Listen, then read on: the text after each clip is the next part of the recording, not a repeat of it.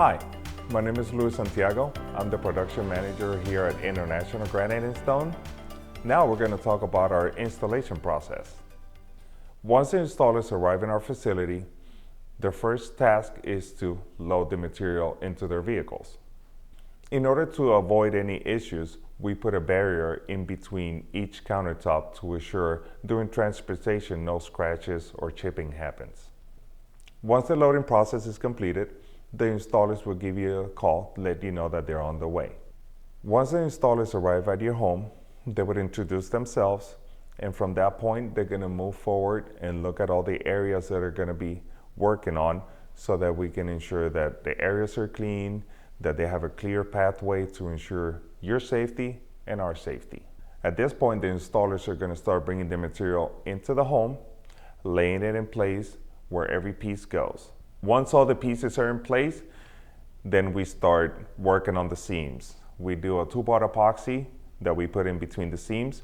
We glue all the undermount sinks, cut all the backsplashes, and install them where they need to go. As far as the countertop, the way we secure it into the cabinets, we run a bead of silicone around it after the countertops are in place. The only reason why we silicone the edges is because your countertops are heavy enough, and gluing them in between your cabinets and the countertops might cause damage to your cabinets in case you ever have to remove them.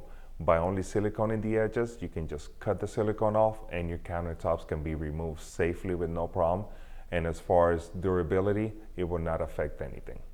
Once the installation part is completed, the installer is going to move into cleaning your countertops, making sure there's no adhesive or any epoxy on the countertops, and just do a final QC.